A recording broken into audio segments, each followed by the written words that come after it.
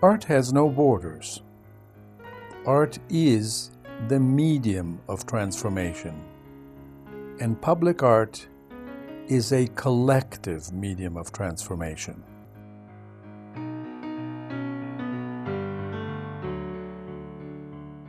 When I took the job as the director of the public art for KRTC, Kaohsiung Rapid Transit Corporation, we have to decide who the artist will be, what kind of materials to use. We need an artist who can give the city almost a signature, an identity of what this industrial city, Port of Kaohsiung, what it's about.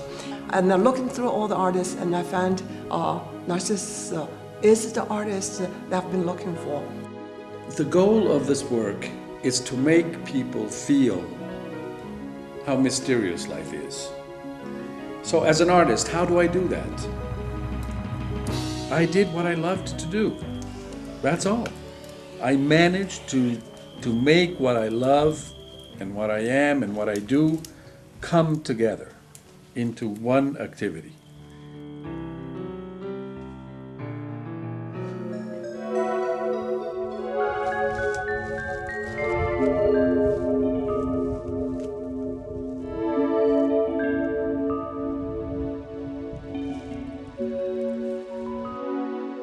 This house I built not just to live in, but to fly. My studio, my view, everything here is designed to propel me into flying, with my spirit, with my mind.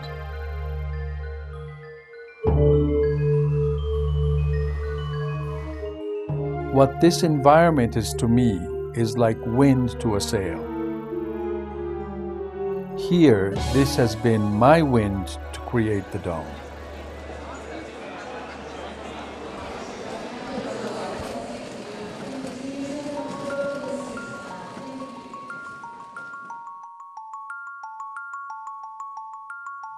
I personally enjoy very much the port city of Kaohsiung.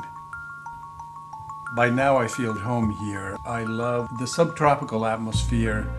I love the combination of starkly modern and also very traditional, with the small streets, the port.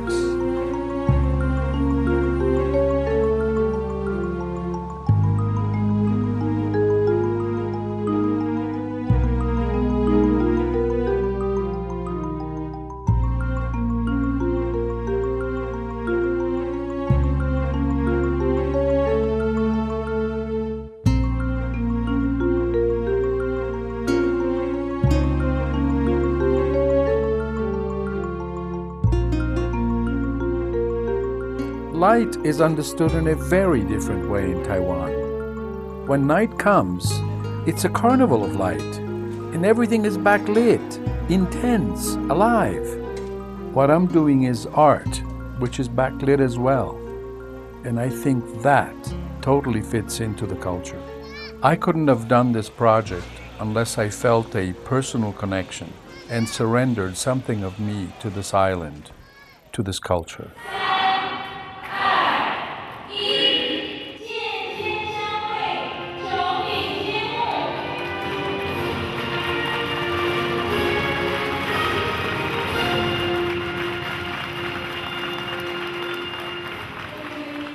The title of this work is Wind, Fire and Time.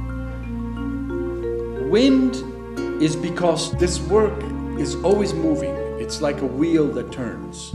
Fire, because it's energy. The wind and the fire are the main energies in this piece. And time, because the frame is the structure of a clock inside of which the opera of existence is happening. Derrick Studios is one of the few places in the world that could do this dome. This studio is at the vanguard of glass technology. We have never had such a wonderful design, and from an artist coming from Italy, living in Mexico, being an American, looking for the best studio. Hopefully what he could find is ours, and so we are doing that with an art consultant who is absolutely experienced, and this is a wonderful collaboration, I think, and I enjoy that. We are on the market since 1866. I am the fourth generation. We are working at the moment 65 pretty well trained people, and I try really to push them very hard towards doing always art. This invention could not happen without a group of artisans that are extremely sensitive and understand what needs to be done. That kind of scared me at the beginning, that I could not read his mind. But now we have that, and that technically is breaking the borders pretty much. Just everything is different, new. It is not easy if we are dealing with about more than 500 square meters. Here we have a painting that has to be transferred into glass. Nowhere done up to now in the whole world. It means that you have to set up a system what controls the process of the fabrication. This dome contains 16 areas like that. Each area has 72 single panels. And so we have to store all these panels, and we have to find it whenever we need. Completely there are 1,132 panels, and the whole diameter of the dome are 30 meters, about 30 meters. So it's a huge project and needs a special organization. Part of the work is done by spraying color on clear glass. After we work in the spray booth, that work is dried and then brought into a kiln to be fired. It's like baking. But part of the work is using already beautifully done pre-blown glass, which we cut into very specific shapes, and then these shapes form the image.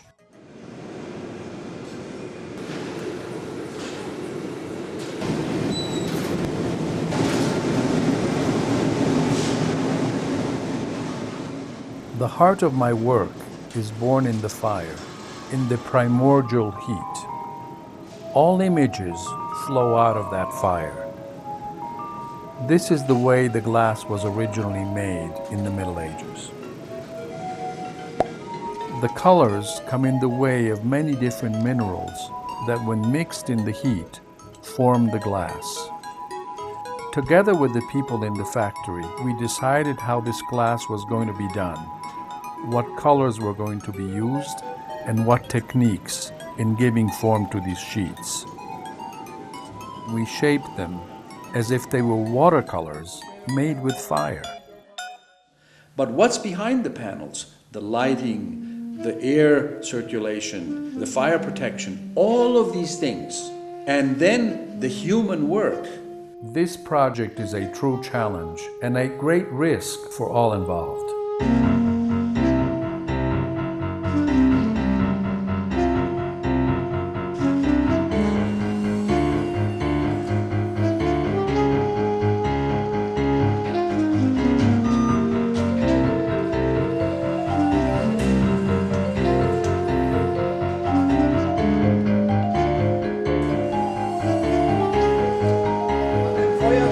Finished. Yes!